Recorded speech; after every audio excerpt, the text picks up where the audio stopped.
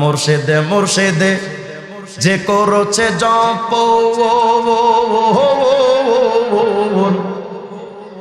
বিনা দুধে দই পাতাইয়া খাইতাছে মাখন। আরে সেই মাখন খাইলে পরে ভবে ক্ষুধা তৃষ্ণা লাগে না, লোহারে বানাইলার কাঞ্চা সোনা। আছে না নাই? কত বড় কুফরি কথা বলেছে জানেন? কয় যে যদি কেউ বাবা বাবা জিকির করে এ দই ছাড়া মাখন খেতে পারবে, তার মানে বাপের নামে জিকির যদি হয় তাহলে শরীয়ত ছাড়া মারেফত পাওয়া যায়। আস্তে কর নাউজুবিল্লাহ। অথচ শরীয়ত কোনটাকে বলা হয়? আল্লাহ রসুল সাহাবাদের সম্মিলিত বিধানের নাম হলো শরীয়ত। কথা কয় না? তাহলে যারা কয় আমরা শরীয়ত মানি না মারেফত মানি, এখন আপনারাই সিদ্ধান্ত দেন ওরা মুসলমান না কাফের? আপনাদের পাশেই একটা বাবা আছে, এর নাম হলো কি জানো, একটা মাইজভান্ডারির মুরিদ, কুমিল্লা বাড়ি, কি হিয়াজুড়ি জানো, টুয়াজুড়ি, একটা গান বানাইছে, মুর্শিদ খোদা মুর্শিদ রাসূল দিলে মনে করছি কবুল। আস্তে কর নাউজুবিল্লাহ। মুর্শিদ মানে পীর সাহেব। মুর্শিদ খোদা মুর্শিদ রাসূল দিলে মনে করছি কবুল। শুনে মোল্লার গোষ্ঠী ফতোয়া দিছে আমি নাকি কাফের হইয়াছি, আমি আর যাব না মোল্লার কাছে, তওবা করেছি। ওনাকে খাঁটি দিলে তওবা নসুয়া করছে, আলেমদের কাছে যাবে না। আমি বললাম আলেমদের কাছে যাইতে ভাগ্য লাগে, হারামজাদাদের কপালে কখনো আলেমদের সোহবত নসিব হয় না। তা আমি বললাম তুই আলেমদের কাছে যাবি না কেন? হুজুর আমারে তো আলেমরা কাফের বলে দিছে। আমি বললাম কাফের বললো কে? হুজুর আমি গানের মধ্যে কোন রকম একটু কইছিলাম পীরি খোদা পীরি নবী, ব্যাস এতটুকু বলছি, আর আলেমরা আমার তা কাফের বলে দিছে। আমি বললাম ও আচ্ছা, তুমি তোমার পীরে খোদা কইবা রসুল বলবা, আলেমরা তোমারে কাফের বলবে না, আব্দুল কাদের জিলানী কইবেন। তারা এগুলো বলে মূলত বলতে চায় যে পীরকে মানতে হবে, তারা বুঝাতে চায় পীরকে মানা মানেই আমার জান্নাত কনফার্ম। আবার এদের বাংলাদেশে দলিল দেওয়ার জন্য তো অনেক বড় বড় মুফতি আছে। একজন মুফতির নাম হলো আলহাজ হযরত মাওলানা মুফতি হযরত মুমতাজ ভাবি। উনি দলিল দেয় বিভিন্ন সময় মারেফতের পক্ষে। গান বাজনা এটা জায়েজ না হারাম? বলেন জায়েজ না হারাম? নবীজি বলেন আমারানি রব্বি বিবাহকিল মাযাফি ওয়াল মাজামির ওয়াল আওসান, এই গান বাদ্যযন্ত্র এগুলো ধ্বংস করার জন্য আল্লাহ আমাকে পাঠালেন। আর মুমতাজ ভাবি কয় যে বাজনা জায়েজ। কয় দলিল কি? এখন উনি তো দলিলও দেয়। কি দলিল দেয় জানেন? কয় আকাশটা কাঁপছিল কেন? দলিল। জমিনটা নাচছিল কেন? বড় পীর ঘামছিল কেন? সেই দিন গান গাইছিল খাজা যেই দিন। এলো দলিল। খাজা মঈনুদ্দিন চিশতি যেদিন গান গাইছিল বাজনা সহ, আকাশ কেঁপেছে, জমিন নেচেছে। আমি বললাম ভাবি আকাশ যদি কাঁপে জমিন যদি নাচে তো বিল্ডিং গুলো ছিল কেমনে? নবীজি বললেন বাজনা জায়েজ হারাম, আর ভণ্ডরা বলে যে বাজনা জায়েজ। নবীকে মানে এরা? বলেন নবীকে মানে এরা? হায়রে মুসলমান, বাংলাদেশে তখন পীরের অভাব নাই। ওরে বাবা, মানিকগঞ্জে গেছে আমার একজন, কয় হুজুর আমগো এলাকায় 52টা বাবা আছে। তাই বললাম 5.5 কেন? হুজুর একটা বাবা আছে ঠ্যাং টুং নাই তো, এটারে কয়টা অর্ধেক বানালাইছি। ওরে বাবা, খাজা বাবা, আটটুসি, সুরেশ্বর, চন্দ্রপাড়া, দেওয়ানবাগি, কুতুববাগি, রাজারবাগি, ছোট ভান্ডারি, বড় ভান্ডারি, মাইজ ভান্ডারি, পানিশা, বালিশা, কালুশা, বালুশা, কিল্লাশা, ফাইল্লাশা, চিল্লাশা, চরম বিবি, গরম শাহ, ফকির শাহ, মিসকিন শাহ, টং শাহ, ঢং শাহ, ল্যাংটা শাহ, হেউশা, কুত্তাশা, ঘোড়াশা, ল্যাংজা, বদনাশা। মাঝে একটা মাজার রয়েছে চট্টগ্রামে হজরত কুত্তাশা। কিরে কুত্তাশা কে? হুজুর আমাদের এক বাবা একটা কুকুর পুষতো, এটা মারা যাওয়ার পরে হেডারে কবর দিয়ে নাম দিছে হজরত কুত্তাশা মাজার রহমতুল্লাহ। এখন পাবলিক ঢের কুত্তার কাছে কে বাবা। আচ্ছা বলেন তো, যদি কেউ কুত্তারে বাপ ডাকে কি এর বাচ্চা? বলবেন ফুটফুটে সুন্দর। বাংলাদেশে এখন ল্যাংটাও পীর। আমি বললাম ল্যাংটা যদি পীর হয় তাহলে কুত্তাগুলো বড় পীর। কথা কয় না? ল্যাংটার কাছে গিয়া কয় বাবা ভাগ্য পাল্টা দে। খবর নিয়ে দেখলাম বাবারই কপাল খারাপ, কাপড় সবর দূরের কথা জাইঙ্গাও নাই। আছে না নাই? সন্তান দেওয়ার মালিক কে? কোন বাবা, মাজার, দরবার, সন্তান দেওয়ার মালিক কে? আর আমি তো চ্যালেঞ্জ করে বলি, সন্তান দেওয়ার মালিক পীর তো দূরের কথা, সন্তান দেওয়ার মালিক কোন নবীও না। যদি আপনি বলেন হুজুর এটা আপনি জোর খাটিয়ে বললেন, তো চ্যালেঞ্জ গ্রহণ করেন আমার। আমি মুখস্থ বিদ্যা দিতে আসি না, আমি বয়ানে মুখস্থ আলোচনাও করি না। আমি আলহামদুলিল্লাহ কওমি মাদ্রাসার বেফাকে মুমতাজ ছাত্র, যে মুখস্থ শুনে শুনে বলবে এমন না। আপনি পুরা পৃথিবীর সমস্ত আলেমদেরকে ডাকেন, সন্তান দেওয়ার মালিক যদি কোনো লোক প্রমাণ করতে পারে যে নবীরা দিতে পারে, আমি নতুন করে কালেমা পড়ে মুসলমান হব। সমস্ত জায়গায় লেখা সন্তান দেওয়ার মালিক কে? ইব্রাহিম আলাইহিস সালাম খলিলুল্লাহ, 86 বছর বয়স, সন্তান নাই। আল্লাহকে বলেন রব্বি হাবলি মিনাস সালিহিন, আল্লাহ আমি ইব্রাহিমের একটা সন্তান দেন। জাকারিয়া আলাইহিস সালামের চুল দাড়ি পেকে গেছে, সন্তান নাই, আল্লাহ আমাকে একটা সন্তান দেন। হযরত মারিয়াম আলাইহিস সালামের স্বামী নাই, সন্তান দিলেন কে? বলেন না কে? তাহলে সন্তান দেওয়ার মালিক কে? নবীরা যেখানে সন্তান দিতে পারে না, তোমার পীর কেমনে পারে? বোঝা গেল ওটা লুচ্চা কথা হয় না। এই জন্য আমি বলেছি, যদি এলাকায় কোনো পীর আইসা কয় আমিও সন্তান দিতে পারি, খবর নিয়ে দেখবেন এইটা কোনো পীর না, আমি এটার নাম দিয়েছি ওটা জাতীয় পাড়া। ওটা কি? পাড়ার কামজা, এই পীরের কামতা। আপনার এলাকায় আইসা কোনো পীর যদি কয় আমি সন্তান দিতে পারি, নিশ্চিত মনে রাখবেন ও আপনার স্ত্রীর ইজ্জত হানি করার জন্য আসছে, আপনার মেয়ের সম্ভ্রম নষ্ট করবে, আপনার বইয়ের ইজ্জত নষ্ট করবে। এজন্য চূড়ান্ত কথা, কোনো কথা চলবে না। কোন পীর যদি আইসা কয় সন্তান দিতে পারি, কোনো কথা চলবে না, ভূমিকা ছাড়া জুতা পিটা করা লাগবে। হায় হায়, গান গায় কেরামান কাতিবিন, রোজা হাসরের দিন আল্লাহর কাছে যদি করে অভিযোগ, আমি বলবো দুনিয়ায় ছিলাম ল্যাংটা বাবার লোক। আমি মনে মনে ভাবলাম, তুই ল্যাংটার মুরিদ হয়ে যদি গান বানাইতে পারস, আমিও বিখাউস কম না, আমিও একটা বানাইছি। কই না থাকবার আবার সমালোচনা করবেন আপনারা। কেরামান কাতিবিন পাইবে যেদিন, তোরা যারা ছিলি ল্যাংটা বাবার লোক, তোদের জুতা মাইরা কইব জাহান্নামে ঢোক। গানটা তো এমন হওয়ার কথা, কেরামান কাতিবিন, রোজা হাসরের দিন আল্লাহর কাছে যদি করে অভিযোগ, আমি বলবো দুনিয়ায় ছিলাম মুহাম্মাদের লোক। मोमिन जो फिदा नक्श काफे पाए नबी हो ज़ेर कदम आज भी आलम का खजीना, साहिल से लगेगा कभी मेरा भी सफीना, देखेंगे कभी शौक से मक्का व मदीना, गर सुन्नत नबवी की करे पैरवी उम्मत, तूफान से निकल जाएगा फिर उसका सफीना। आवाज दिया कौन अल्लाहु আকবার। মানা লাগবে কয়টা? 1 নাম্বার, 2 নাম্বার, 3 নাম্বার। এই তিনটার বাহিরে কোনো মুসলমান মানতে পারে? পারে? মুসলমান, আমি তোমার কাছে প্রশ্ন করতে চাই, ব্যক্তিগত জীবনে, সামাজিক জীবন, রাষ্ট্রীয় জীবনে, সর্বক্ষেত্রে মুহাম্মদ রাসূলুল্লাহকে মানার দরকার আছে না নাই?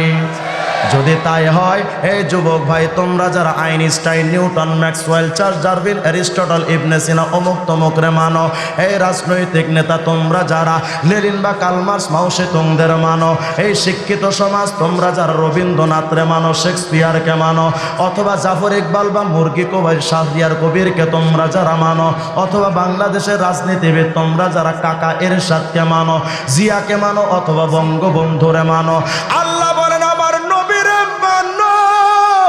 আর তোমরা মানো এই নেতাদেরকে, ক্লিয়ার কাট কথা মনে রাখো, নবীরে বাদ দিয়া অমুক তমুক নেতারে যদি যদি মানো, যদি কেউ মুজিব সৈনিক দাবি কইরা বঙ্গবন্ধুরে না মানে, বঙ্গবন্ধুর আদর্শ ধারণ কইরা যেমন মুজিব সেনা হওয়া যায় না, নবীর আদর্শ ধারণ না কইরা উম্মতে মুহাম্মাদি হওয়া যায় না। আজকে কিছু কিছু মানুষে কয় যে হুজুর এই দাড়ি টুপি জুব্বা পাগড়ি এগুলো তো আরবের সংস্কৃতি। আমাদের বাংলাদেশের একজন তার সেরা নেতা আছে, এর নাম হলো রাশেদ খান মেনন। তিনি বলেছিলেন যে এই দাড়ি টুপি জুব্বা বোরকা এগুলো তো আরবের সংস্কৃতি, ওটা কি বাংলাদেশে চলে? তা আমি বললাম ঠিক আছে দাদা, যদি আরবের সংস্কৃতি বাংলাদেশে চলতে না পারে কেন? স্বাধীন ভূখণ্ড, স্বাধীন ভূখণ্ডে যদি বিদেশে আরবের সংস্কৃতি যদি চলতে না পারে, তোমার গণতন্ত্রের কপালে ঝাঁটা পিটা করা দরকার, তোমার সমাজতন্ত্রের কপালে জুতা পিটা করা দরকার। তুমি যে লেনিনের রাজনীতি করো, তুমি যে কার্ল মার্কসের রাজনীতি করো, রাশিয়ার রাজনীতি যদি বাংলাদেশে চলতে পারে, আরবের রাজনীতি ইসলামতন্ত্র চলতে পারে। হ্যাঁ, কিছু মানুষে কয় এই 1400 বছর আগের ইসলাম হুজুর ওটা কি বাংলাদেশে চলে? তা আমি বললাম না, 1400 বছর আগের ইসলাম চলে না তো গ্রিসের নগর রাষ্ট্র অ্যাথেন্সের গণতন্ত্র বাংলাদেশের যেটা আসছে, এই বাংলাদেশের গণতন্ত্রের প্রথম আবিষ্কার হয়েছিল গ্রিসে, এখান থেকে 2000 বছর আগে। তো যদি 1400 বছর আগের ইসলাম চলতে না পারে, তোমার 2000 বছর আগের গণতন্ত্রের কপালেও তো ঝাঁটাপিটা করা দরকার। আবার কিছু মানুষে কয় যে হুজুর এতগুলো ধর্ম থাকতে ইসলামকে রাষ্ট্র ধর্ম তো করা যায় না। তো আমি বললাম ঠিক আছে, তাহলে আমার কথাও মনে রাখো, এতগুলো ধর্ম থাকতে যদি ইসলাম রাষ্ট্র ধর্ম না বানানো যায়, এত গান থাকতে আরো ভারতের গরুর মদ খাওয়া দাদাদের দেশের রবীন্দ্রনাথের একটা সঙ্গীতকে এত সঙ্গীতের মধ্যে জাতীয় সঙ্গীত বানানো যায় না। এতগুলো পাখির মধ্যে দোয়েলকে জাতীয় পাখি বানাও, এতগুলো ফলের মধ্যে কাঁঠালকে জাতীয় ফল বানাও, এতগুলো ফুলের মধ্যে শাপলারে জাতীয় ফুল বানাও, এতগুলো ভাষার মধ্যে বাংলাকে যদি রাষ্ট্র ভাষা বানানো যায়, এতগুলো ধর্মের মধ্যেও ইসলামকে রাষ্ট্র ধর্ম বানানো যায়। এখন তাদের যত প্রশ্ন সব আমাদের উপরে। হুজুররা কিছু বুঝে? হুজুরদের দৌড় তো মসজিদ পর্যন্ত। আমরা বললাম যে আমাদের দৌড় তো মসজিদ পর্যন্ত, আল্লাহর কুদরতি কদম পর্যন্ত, আর তোমাদের দৌড় তো দেখি মাঝে মধ্যে আমেরিকান লাল কুত্তার পা পর্যন্ত। তোমাদের দৌড় তো গরুর মুখ খাওয়া দাদা ইন্ডিয়ার দাদার পা পর্যন্ত। তো তোমরা যদি ইন্ডিয়ার গরুর মুখ খাওয়া দাদার পা চাটতে পারো, তোমরা যদি আমেরিকান লাল কুত্তাদের পা চাটতে পারো, তা আমরা আল্লাহর কদম চাটতে পারি। শুধুমাত্র ইসলামের নিয়ম চলে না, শুধুমাত্র নিয়ম চলবে তাদের, কারণ ওরা জানে ইসলামী খেলাফত তৈরি হলে একটাও দুর্নীতিবাজ থাকতে পারবে না। ইসলামী খেলাফত তৈরি হলে তাহাজ্জুদের সময় তার ভোট চুরি করা যায় না। ক্লিয়ার? শেষ কথা, মুসলমান মনোযোগ দিয়া বলবেন, মানা লাগবে কয়টা? বলেন না কয়টা? 1 নাম্বার, 2 নাম্বার, 3 নাম্বার। এই 3টা যদি কেউ না মানে, কোনো একটাও যদি না মানে, বলেন তো মুসলমান না কাফের? বলেন বলেন, মুসলমান না কাফের? এখন আমরা যখন অমুক তমুকরে কাফের কই, তখন আমাদেরকে কিছু কিছু মানুষে কয় হুজুর আপনাদের তো আর কাজ কাম নাই কেন? অমুক কাফের তমুক কাফের, অমুক কাফের তমুক কাফের, এই সারাদিন আপনারা শুধু কাফের কাফের খেলায় ব্যস্ত। তাই বললাম যদি কেউ কাফের হয় এটা কি বলা যাবে না? তা আমাদের বাংলাদেশে গত কিছুদিন আগে কাদিয়ানীদের নিষিদ্ধ বা কাফের ঘোষণা দেওয়ার ব্যাপারে ওলামায়ে কেরাম যখন আওয়াজ তুলেছিলেন, তা আমাদের বাংলাদেশের সর্বোচ্চ এক নেতা তিনি বলেছিলেন, পত্রিকাও আসছে, যে কে কাফের না এটা তো আল্লাহ বলবে, মোল্লারা বলার কি? আমি সঙ্গত কারণে তার নামটা নিচ্ছি না, নাম নিলে 2 বার তো কারাগারে গেছে, এবার হ্যাট্রিক করা লাগবে। তিনি বলেছিলেন কে কাফের না এটা আল্লাহ বলবে। তা আমার বক্তব্য হলো ঠিক আছে, আপনার বক্তব্য যদি আমাকে মানতে হয়, কে কাফের না এটা যদি কোনো মানুষ বলতে না পারে, তা আপনার যুক্তি দিয়ে আমিও বলতে পারি বাংলাদেশে কে রাজাকার কে মুক্তিযোদ্ধা এটা আল্লাহ বলবে, আপনি বলার কে মিয়া? কারণ আমার বলবো হুজুর আপনি কিন্তু রাজাকারের পোলার মতো কথা কন। আমি বললাম ভাই আসলে আমার 71 আমার বাপের জন্ম হয় নাই। তা আপনি আমার এই রাজাকারে পোলার মতো কনকে বাংলাদেশের স্বাধীনতার বিরুদ্ধে যদি কেউ যায় তারে কি রাজাকার বলা যায় না?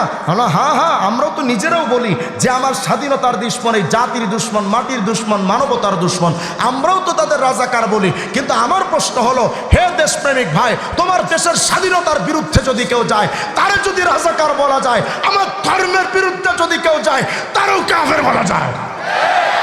ও মানে কৃষ্ণ করলে কুরু কুরু, হুজুর কইলে মাকরু। আমাদের হুজুরদের তো এখন দোষের শেষ নাই। দেখবেন ছেঁড়া কাপড় গায়ে দিলে কয় দেখছো এই ডিজিটাল যুগে হুজুর ছেঁড়া কাপড় পরছে, হুজুর মিসকিন অসহায়, কিচ্ছু নাই। আবার এই হুজুর যখন 500 টাকা দামের গজের কাপড় গায়ে দেয়, খালি বাপরে বাপ, হুজুর এত টিয়া কই পাইল রে, নিশ্চয়ই তাহিরি আঙ্কেলের মতো মিলাদ কইরা ধান্দামি করছে। এই হুজুর যদি রাজনীতি না করে তো হুজুরা সমাজের বোঝা, এরা রাজনীতি কাজে আসে না, সমাজের কাজে আসে না। এই হুজুর আবার যখন মাহফিলে এসে রাজনৈতিক কথা কয় তখন আবার চুলকায়, কিরে হুজুর রাজনীতি করে কেন? কথা কয় না। হুজুর যদি 5000 টাকা দামের ইমামতি করে, কয় যার নাই কোনো গতি সে করে ইমামতি। আবার এই হুজুর যখন হেলিকপ্টারে ওয়াজ করতে যায় ওরাই আবার চিল্লায় যে হুজুররা ধর্ম ব্যবসায়ী। কথা কয় না। আমি বলি ধর্ম ব্যবসা আলেমরা করে না, ধর্ম ব্যবসা করে তারা ইলেকশনের আগে মাথায় টুপি দিয়া ঘুরে যারা। ধর্ম ব্যবসা করে তারা ইলেকশনের আগে কম দামি একটা পাঞ্জাবি পইরা ঘুরে যারা। ইলেকশনের আগে নামের শুরুতে আলহাজ লাগায়া আবার স্লোগান দিবে আমি 80 রাকাত তাহাজ্জুদ পড়ি। এরাই হলো ধর্ম ব্যবসায়ী। কথা কয় না।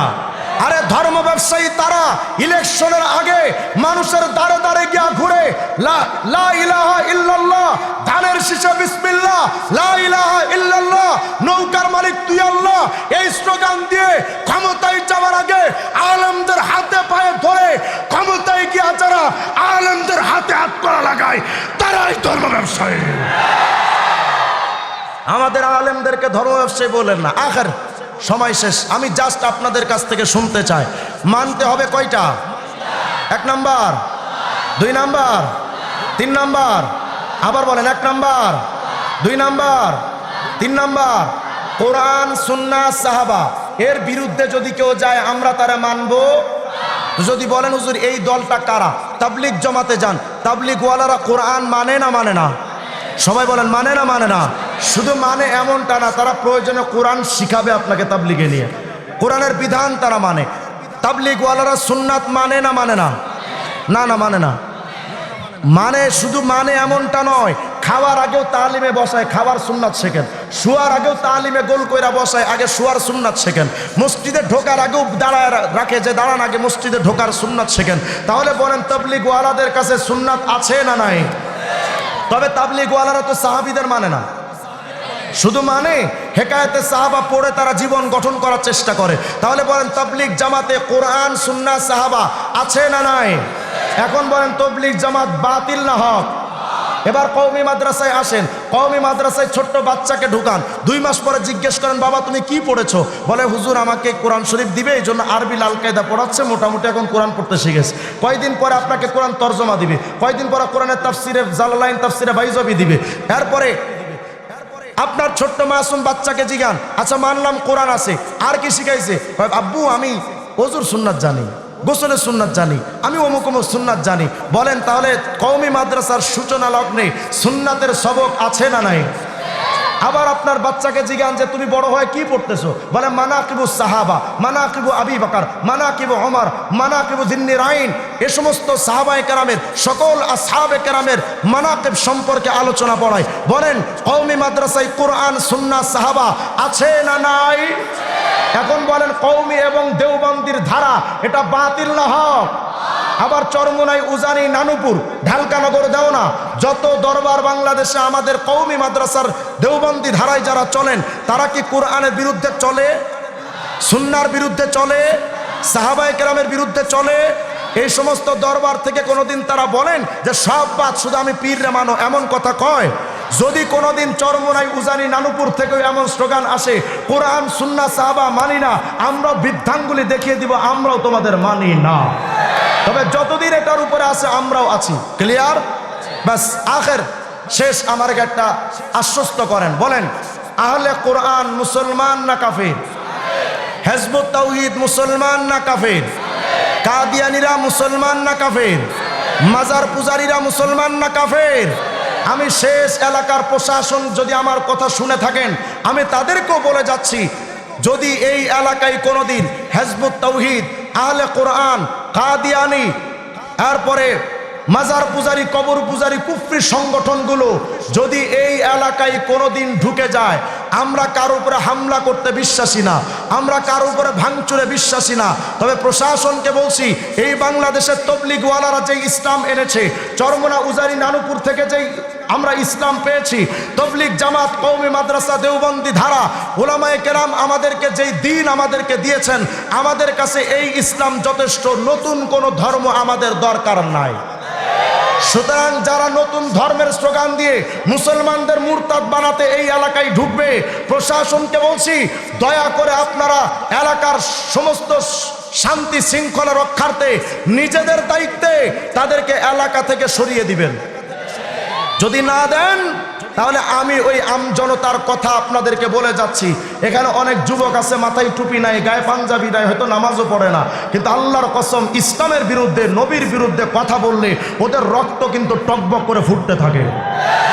সুতরাং যদি আপনারা তাদেরকে এলাকা থেকে না সরান, হিজবুত তাওহীদ আসলেই যদি আপনারা তাদেরকে না সরিয়ে দেন, আমি এই মুসলমানদের কথা বলি, ওরা যদি একবার ঘরের থেকে বের হয়ে যায়, একটাও চামড়া নিয়ে ফিরে যেতে পারবে না। বলবেন যে হুজুর এটা গণতান্ত্রিক, হয়তো আপনি বলবেন যে হুজুর এটা তো গণতান্ত্রিক দেশ, এখানে কথা বলার স্বাধীনতা আছে, বক্তব্যের স্বাধীনতা আছে। হ্যাঁ হ্যাঁ, আমরাও সেটা বলি। হিন্দুরা কথা বলতে পারে, বাক স্বাধীনতা, খ্রিস্টানরা কথা বলতে পারবে, বাক স্বাধীনতা, সমস্ত ধর্মের মানুষের বাক স্বাধীনতা দিয়া তারা কথা বলতে পারবে। কিন্তু আমার ইসলাম ধর্মকে নিয়ে যারা বিকৃতি করবে, তাদের জবান বন্ধ না করলে আমরাই বন্ধ করে দেবো ইনশাআল্লাহ। যেই বাক স্বাধীনতার অর্থ আমার ইসলামকে বিকৃতি বলে, সেটা যদি বাক স্বাধীনতার অর্থ হয়, বাক স্বাধীনতার অর্থ যদি আমার রাসূলকে গালি দেওয়া হয়, এমন বাক স্বাধীনতায় জুতা আমার মুসলমানেরা। আপনারা প্রস্তুত থাকবেন ইনশাআল্লাহ? বলেন হে আল্লাহ, আমাদের সকলের ঈমানকে সমস্ত কুফরি মতবাদ থেকে হেফাজত করেন।